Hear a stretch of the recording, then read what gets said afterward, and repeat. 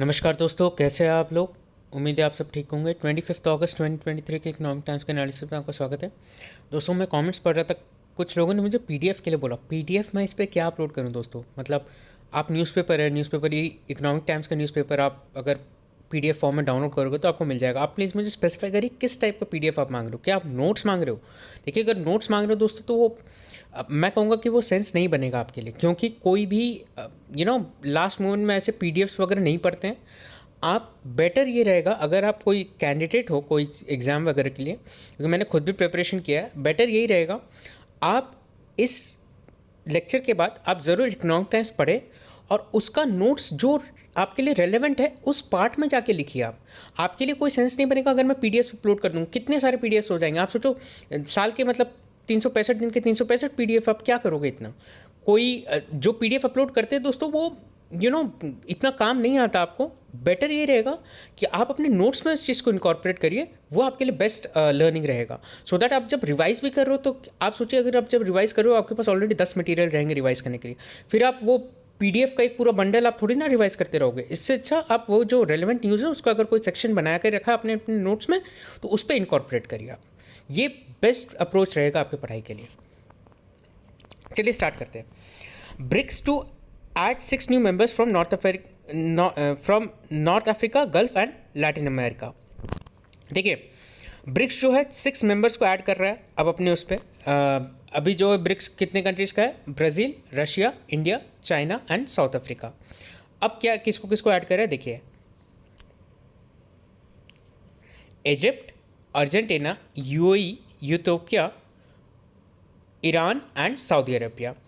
ये जो 6 मेंबर्स हैं ना दोस्तों, ये लगभग 6 के 6, मैं बोलूँगा 6 में से 5, इथियोपिया को छोड़ दीजिए एक बार, बट 6 में से 5 मेंबर जो है वो इंडिया के काफ़ी स्ट्रेटेजिक पार्टनर्स हैं।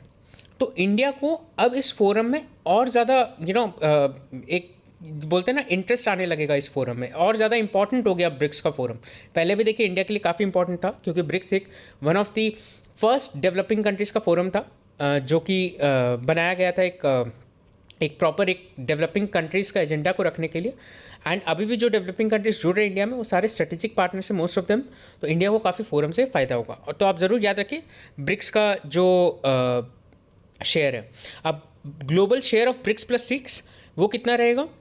Population 46.3%, exports 24.1%, GDP 36.9% and value share in crude oil exports 39.4%। देखिए, इसमें से मेनली आप ये लिख सकते हो, अपने एग्जाम में कोट कर सकते हो कि ऑलमोस्ट 50% ऑफ पॉपुलेशन, आपको 46.3 में ऐसा कोई मार नहीं देगा। 50% आपका पॉपुलेशन जो ब्रिक्स में रहेगा। तो ऑब्वियसली इस चीज़ को आप थोड़ा सा जब आप नोट्स में इसमें लिख रहे हो या जब आप कोई एग्जाम में लिख रहे हो तो ये पॉइंट को अगर आप लिखोगे तो थोड़ा सा लगेगा कि हाँ भाई आपने ब्रिक्स को भी समझाया, ब्रिक्स प्लस 6 को भी समझाया, एंड उसको इसका इंपॉर्टेंस भी बताया कि भाई ऑलमोस्ट 50% ऑफ पॉपुलेशन और 24%, या आप बोल सकते हो कि ऑलमोस्ट 1/4 ऑफ द एक्सपोर्ट जो है ब्रिक्स प्लस 6 अब कंट्रोल करता है। नेक्स्ट न्यूज़ दोस्तों, MPC minutes access liquidity on RBI radar. देखिए, आरबीआई जिस हिसाब से अभी देख रहा है कि भाई इतने सारे जो टैक्स कलेक्शंस हो रहे हैं, इतने सारे जो 2000 के नोट जो बैंकिंग सिस्टम में आए, जिसके कारण लगभग समझ के मानिए 3 लाख करोड़ के आसपास जो है वो सिस्टम में आ गया है। तो इसके कारण क्या अचानक से मार्केट में लिक्विडिटी बढ़ गया है। तो इसको कंट्रोल करने के लिए, जैसे मैंने आपको बताया था कल भी, कि इंक्रीमेंटल सीआरआर का आरबीआई जो है यूज़ कर रहा है। अब इंक्रीमेंटल सीआरआर क्या होता है कि भाई पर्टिकुलर डेट्स के लेके मई से लेके जुलाई के बीच में जो भी एक आपका डिपॉजिट आया है, शायद मार्च से जुलाई, खैर वो इतना इंपॉर्टेंट नहीं है, बट एक पर्टिकुलर मंथ के बीच में जितना भी आपके पास डिपॉजिट आया उस डिपॉजिट पे आपको इंक्रीमेंटल सीआरआर यानी कि 4.5% जो सीआरआर है उसके ऊपर आपको 10% और भी सीआरआर मेंटेन करके रखना पड़ेगा। आरबीआई के एस्टिमेट के हिसाब से लगभग 1 लाख करोड़ के आसपास का जो सीआरआर है इस पॉलिसी के कारण एडिशनल बुक होगा, सो दैट मार्केट में लिक्विडिटी इस चीज़ के कारण कम होगा। बैंक्स वगैरह थोड़ा इस चीज़ से कंसर्न है, क्योंकि बैंक्स वगैरह के पास काफ़ी अच्छा लिक्विडिटी था, बैंक्स लोन वगैरह दे रहे थे, काफ़ी अच्छा पैसा बना रहे थे। अब ये इंक्रीमेंटल सीआरआर की वजह से ना दोस्तों, बैंक के पास जो लिक्विड कैश है वो खत्म हो गया। कई बैंक्स तो इनफैक्ट जो लिक्विडिटी एडजस्टमेंट जो द्वारा जो लोन लेते हैं मार्जिनल स्टैंडिंग फैसिलिटी के द्वारा, तो उस पर वो लोगों ने लोन लिया है क्योंकि उनके पास लिक्विडिटी का कॉन्स्टेंट हो गया, तो कोई सारे बैंक्स के पास नेगेटिव भी हो गया अब लिक्विडिटी। बट फिर भी आरबीआई कह रहा है कि भाई एक्सेस लिक्विडिटी हमारे रडार में, जहाँ पे भी मिलेगा हम सक कर लेंगे एक्सेस लिक्विडिटी को। देखिए आरबीआई ना दो तरीके से जो है मतलब एक्सेस लिक्विडिटी को सक कर सकता है या इन्फ्लेशन को कंट्रोल कर सकता है, ऐसा बोल सकते हैं आप। एक इंटरेस्ट रेट बढ़ा के, या तो दूसरा आरबीआई जो है जो एक्सेस लिक्विडिटी मार्केट से खींच ले। अब इंटरेस्ट रेट बढ़ाएगा तो क्या होगा, देखिए दोस्तों एक लिमिट है ना इंटरेस्ट रेट बढ़ाने की। आरबीआई ऑलरेडी अभी इतने इंटरेस्ट रेट बढ़ा चुका है, और हालांकि डेवलप कंट्रीज जैसे कि यूएस वगैरह इंटरेस्ट रेट बढ़ा रहे हैं अभी भी, और उनका कहना है कि भाई आगे और भी इंटरेस्ट रेट बढ़ाएंगे। बट इंडिया का यही चीज़ मानना है कि आरबीआई का ये चीज़ मानना है कि भाई अभी जो इन्फ्लेशन है ये ना बहुत कुछ लिमिटेड फैक्टर्स के कारण है। सबसे बड़ा फैक्टर उसमें वेजिटेबल सप्लाई का है। हम वेजिटेबल सप्लाई को अगर कर दे ठीक, तो हमारा इन्फ्लेशन कंट्रोल हो जाएगा। तो इस शॉर्ट टर्म मेजर के लिए आरबीआई ने एकदम शॉर्ट टर्म स्ट्रैटेजी, जैसे बोलते हैं ना शॉर्ट टर्म प्रॉब्लम के लिए शॉर्ट टर्म स्ट्रैटेजी, एकदम परफेक्ट सोल्यूशन है इस चीज़ का कि भाई क्योंकि लिक्विडिटी जो है वो मतलब क्योंकि ये प्रॉब्लम एकदम शॉर्ट टर्म है। जैसे ही सितंबर अक्टूबर में आरबीआई के हिसाब से मार्केट में वेजिटेबल का सप्लाई बढ़ जाएगा, आरबीआई वैसी जो है ये incremental CRR time to time हटा देगा। तो इसी चीज़ के लिए आरबीआई जो है इंक्रीमेंटल सीआरआर लेके आया, ना कि इंटरेस्ट रेट बढ़ाया। आई होप आपको ये चीज़ समझ में आया होगा। नेक्स्ट न्यूज़ दोस्तों बहुत ही इंपॉर्टेंट न्यूज़ है। Bill takes away supreme court जज stature of election commission former commissioners flag demotion. देखिए हुआ क्या कि आर्टिकल 324 जो कि चीफ इलेक्शन कमीशन या इलेक्शन कमीशन के बारे में बात करता है, उसमें कहीं पे भी ये मेंशन नहीं है कि अपॉइंटमेंट होगा कैसे। उसमें ये चीज़ मेंशन है कि भाई appointment as per the act of parliament होगा। अब अभी तक एक्ट ऑफ पार्लियामेंट बना ही नहीं था, तो अभी तक होता क्या था कि भाई गवर्नमेंट जो है वो अपॉइंट करती थी चीफ इलेक्शन कमीशन को, ठीक है, और इलेक्शन कमीशन को on the basis of government recommendation president appoint करता था। गवर्नमेंट नहीं, प्रेसिडेंट अपॉइंट करता था on the basis of recommendation by the government. तो 2015 में क्या हुआ, एक पीआईएल फाइल हुआ कि भाई इनका अपॉइंटमेंट गवर्नमेंट क्यों करेगी, आई मीन इनका रिकमेंडेशन गवर्नमेंट क्यों करेगी, इनका अपॉइंटमेंट प्रेसिडेंट क्यों करेगी। और अगर प्रेसिडेंट करती भी चलो ठीक है, बट गवर्नमेंट क्यों करेगा इनका जो रिकमेंडेशन है। इससे तो फिर अपना इंडिपेंडेंस तो रहा ही नहीं इस पर। And chief election commission has to be, in fact all the election commissioners have to be independent for the conduct of free and fair elections. तो अब इस पे पीआईएल जब फाइल हुआ तो फिर ये लार्जर बेंच को रेफर कर दिया गया। क्यों? क्योंकि आर्टिकल 324 का इसमें इंटरप्रिटेशन था। तो कोई भी अगर आर्टिकल का इंटरप्रिटेशन रहता है तो इसको लार्जर बेंच को रेफर कर दिया जाता है। सॉरी दोस्तों, शायद आवाज़ का कुछ रिकॉर्डिंग का प्रॉब्लम हो गया था। मैं आपको मुझे याद है जहाँ तक है कि मैंने आपको ये बता दिया था कि 324 जो है कॉन्स्टिट्यूशन बेंच को रेफर हो गया था, क्योंकि कॉन्स्टिट्यूशनल इस पे वैलिडिटी का पे क्वेश्चन कर दिया गया था पीआईएल पे। तो अब मार्च 2023 में सुप्रीम कोर्ट का जजमेंट आया कि भाई क्योंकि कोई पार्लियामेंट्री एक्ट नहीं है, तो अब हम इस चीज़ को फुलफिल करेंगे कैसे। जो चीफ इलेक्शन कमिश्नर है एंड इलेक्शन कमीशन है shall be appointed on the advice of a committee consisting of Prime Minister and Leader of Opposition in the Lok Sabha and Chief Justice of India। देखिए इधर majority किसकी होगी, किसी की भी नहीं होगी। प्राइम मिनिस्टर कर रहा है, हो सकता है उसके फॉर में हो, अगेंस्ट में हो चीफ जस्टिस ऑफ इंडिया, और लीडर ऑफ अपोजिशन भी हो सकता है उसको, मतलब सबका इंडिपेंडेंट वोट था। तो ठीक है, पार्लियामेंट में बोला अगर ऐसा बात है तो अब हम इसके लिए एक्ट लेके आ जाते हैं। एक्ट जो लेके आए उसमें ये चीज़ बोला गया कि भाई अब अपॉइंटमेंट कौन करेगा, अपॉइंटमेंट करेगा वही प्राइम मिनिस्टर, अपॉइंटमेंट करेगा प्रेसिडेंट, बट किसके रिकमेंडेशन पे, प्राइम मिनिस्टर, आपका एक लीडर ऑफ ऑपोजिशन रहेगा और एक कैबिनेट का मिनिस्टर रहेगा। अब देखिए मोस्ट प्रोबेबली कैबिनेट मिनिस्टर जो है वो प्राइम मिनिस्टर को अपोज नहीं करेंगे। तो अगर ये एक्ट लाने से ही क्या हुआ कि आपका जो है 2:1 में तो ऐसी रेशियो बढ़ गया, तो जो भी प्राइम मिनिस्टर रेकमेंड करेंगे वही कैबिनेट को हाँ करना पड़ेगा, and then leader of opposition का कोई सही ही नहीं रहा फिर तो इस कमेटी में। बट ठीक है, अब वो इंडिपेंडेंस के ऊपर क्वेश्चन अभी से नहीं उठाते, देखते हैं एक बार क्या है क्या नहीं। बट ये अपॉइंटमेंट का प्रोसीजर तो ये है।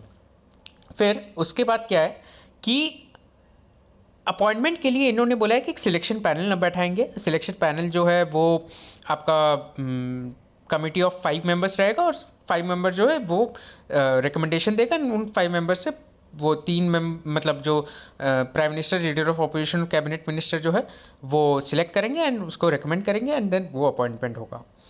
तो ये चीज़ हो गया। और अब इसमें एक और क्लॉज ये डाल दिया कि भाई सुप्रीम कोर्ट का जो स्टैचर दिया गया था इलेक्शन कमीशन को, वो नहीं रह के as good as cabinet minister का जो कैबिनेट सेक्रेटरी का जो स्ट्रेचर रहता है वो दिया जाएगा। तो अब कैबिनेट सेक्रेटरीट का स्ट्रेचर तो एक ब्यूरोक्रेट का हो गया ना दोस्तों। तो ब्यूरोक्रेट का अगर आप एक चीफ इलेक्शन कमीशन को एक ब्यूरोक्रेट बोलना चाहते हो तो फिर तो फ्री एंड फेयर इलेक्शन, वो तो मतलब ऐसा हो गया कि हर बार वो रूलिंग पार्टी को ही सपोर्ट करेंगे। तो इसी चीज़ के लिए पूरा क्वेश्चन उठ रहा है। और जो रेम्यूनरेशन वगैरह वो सब चीज़ एज अ सुप्रीम कोर्ट जो था वो पहले अब हट जाएगा।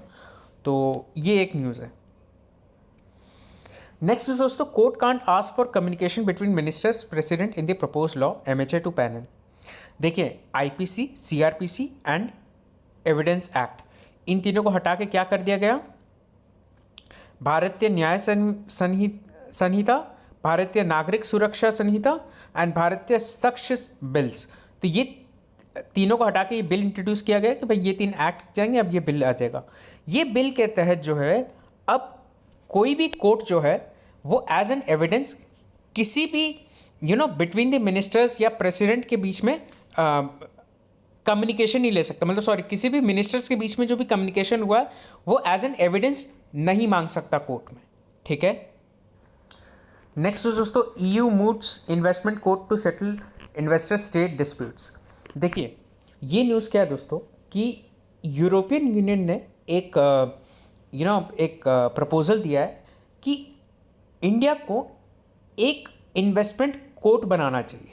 जैसे कि आपका हाई कोर्ट हो गया, सुप्रीम कोर्ट हो गया, जैसे कि अलग अलग केसेस के लिए अलग अलग कोर्ट रहता है, वैसे इन्वेस्टमेंट के लिए अगर इन्वेस्टमेंट को डिस्प्यूट रहा तो इन्वेस्टमेंट कोर्ट रहेगा। EU कहता है कि भाई हमारे यहाँ भी ऐसा कुछ है और क्योंकि हम ऐसा बायलैटरल एग्रीमेंट कर रहे हैं तो हम चाहते हैं कि हमारा जो इन्वेस्टमेंट आपके पास जा रहा है उसको भी एक सिक्योरिटी देने के लिए आप एक इन्वेस्टमेंट कोर्ट रखो, क्योंकि आपके नॉर्मल कोर्ट के प्रोसीजर से जाएंगे तो 10-10 साल लग जाते हैं आपके कोर्ट के हियरिंग आने में या फाइनल डिसीजन आने में। तो इसलिए EU चाहता है कि भाई इन्वेस्टमेंट कोर्ट, बहुत ही इनिशियल स्टेज में दोस्तों, जब ये डिस्कशन वगैरह थोड़ा सा होगा आगे जाके तो इसको डिस्कस कर लेंगे। बस इतना याद रखिए आप कि EU is India second largest trading partner. दोनों साइड से 120 बिलियन का गुड्स एक्सचेंज होता है। नेक्स्ट दोस्तों, Moody's India rating out of sync with macro fundamentals official. देखिए मूडीज़ ने इंडिया को रेटिंग जो है वो BA3 रखा है एंड स्टेबल आउटलुक दिया है। तो इंडिया का ये कहना है कि भाई देखिए ये रेटिंग इन्होंने कांस्टेंट रखा है डिस्पाइट मैक्रो इकोनॉमिक हेडविंड्स। ठीक है, बट इंडिया फिर भी सेटिस्फाइड नहीं है इस रेटिंग से। इंडिया का कहना है कि भाई जो मैक्रो इकोनॉमिक फैक्टर्स है, इतना रेजिलियंट इकोनॉमी जैसा इंडिया, उसको भी आप BA3 रख रहे हो। मतलब ऐसे टाइम में जहाँ पे US का डेट का क्राइसिस आने वाला था, US हो सकता अपने डेट में डिफ़ॉल्ट करता और बाकी कंट्रीज जो इतने हाई इन्फ्लेशन से चल रहे हैं और इतना ख़राब तरीके से अपनी इकोनॉमी को संभाल रहे हैं, वहाँ पे इंडिया इतना रेजिलियंट इकोनॉमी बन के निकला है। उसके बाद भी अगर आप इंडिया को BA3 दे रहे हो तो दैट इज़ नॉट फेयर। आपको थोड़ा सा एक बार फंडामेंटल्स को थोड़ा और देखना चाहिए। मूडीज़ और S&P वगैरह ये सब क्या रहते हैं दोस्तों, एक क्रेडिट रेटिंग एजेंसीज रहते हैं। ये लोग अलग अलग फैक्टर्स को देख के, इकोनॉमी हो गया या कोई कंपनी हो गया, इनको क्रेडिट रेटिंग देते हैं। उनके based on the different criterias इनके अलग अलग क्रेडिट रेटिंग्स भी होते हैं। अच्छे इकोनॉमी को AA3 मतलब A+ दे देते हैं। इस टाइप के रेटिंग्स होते हैं। ख़राब तो मैं नहीं बोलूँगा, इनका 2 ग्रेड रहता है, एक इन्वेस्टमेंट ग्रेड और एक हाई रिटर्न ग्रेड। तो अलग अलग फैक्टर्स को कंसिडर करके ये जो है रेटिंग देते हैं। इंडिया को इन्होंने BA3 दिया है। नेक्स्ट इज दोस्तों, Prigozhin a man of difficult fate who made serious mistakes. Vladimir Putin जो है अब फाइनली उन्होंने अनाउंस किया है कि जो कल प्लेन क्रैश हुआ था उसमें प्रिगोजिन जो है उन्होंने जो म्यूटिनी बोलेंगे जो कोशिश की थी रशिया के खिलाफ, अब उन्हीं का प्लेन क्रैश में डेथ हुआ था। पहले ये न्यूज़ कंफर्म नहीं था, पहले वो कह रहे थे कुछ ऑफिशियल्स या हो सकता हो प्रिगोजिन भी हो, बट अब फाइनली ये चीज़ कंफर्म कर दिया गया कि भाई कि प्रिगोजिन ही थे उस प्लेन क्रैश में। अभी भी इस चीज़ पे डाउट किया जा रहा है कि भाई प्रिगोजिन जैसे इतने बड़े इंसान और उसके इतने बड़े बड़े टॉप ऑफिशियल्स एक ही फ्लाइट में कैसे ट्रैवल कर रहे थे। तो खैर वो एक अलग मुद्दा है, उस चीज़ पे आप ज़्यादा प्लीज़ वो मत करिए, जस्ट एन अपडेट, क्योंकि कल मैंने इस चीज़ को डिस्कस किया था, छोटा सा अपडेट है तो मैंने आपके साथ शेयर कर दिया। नेक्स्ट है दोस्तों frugal moon mission to help fuel rise of Indian farms. तो ये यही चीज़ बोला जा रहा है कि भाई क्योंकि इंडिया ने इतना अच्छे से मिशन कर दिया है सक्सेसफुल चंद्रयान 3, तो इसके कारण क्या हुआ कि भाई अब इंडिया की जो इंडस्ट्री है वो काफ़ी हद तक ओपन अप हो जाएगी, बाहर के लोग जो है अब इंडिया से अपना स्पेस वगैरह स्पेस में लॉन्च कराएंगे, और ये इंडिया के लिए काफ़ी अच्छा है और उन फर्म्स के लिए काफ़ी अच्छा है कि भाई जो कि स्पेस में कम्पीट करना चाहते हैं इंटरनेशनल लेवल पे। फिर एक और मिशन के बारे में बात किया गया दोस्तों, ये लास्ट न्यूज़ है कि India now eyes its day in the sun with its Aditya launch. देखिए आदित्य लॉन्च क्या है, मतलब आदित्य मिशन क्या है। आदित्य मिशन ये है कि भाई अर्थ और सन के बीच में ना 5 लेग्रेजियन पॉइंट्स है, जैसे हम L1 L2 L3 L4 L5 बोलते हैं। लेग्रेजियन पॉइंट क्या होता है, वो एक ऐसा पॉइंट जहाँ पे दो अलग अलग बॉडीज़, यानी कि सन मून हो गया या अर्थ और सन हो गया या अर्थ और मून हो गया, तो अलग अलग बॉडीज़ का मास एक पर्टिकुलर ऑब्जेक्ट पे एकदम सेम रहेगा, ठीक है, मतलब ग्रेविटेशनल फोर्स। तो अलग अलग जब बॉडीज़ का जो पॉइंट जहाँ पे, तो उसको ना वो अर्थ की तरफ अट्रैक्ट होगा ना वो सन की तरफ अट्रैक्ट होगा। अगर आप उधर अपना कोई अपना सैटेलाइट रख देते हो, then that's I mean the mission is all about that कि भाई उस लेग्रेजियन पॉइंट में हमें अपना सैटेलाइट रखना है। So that's it from my side दोस्तों, हैव अ नाइस डे।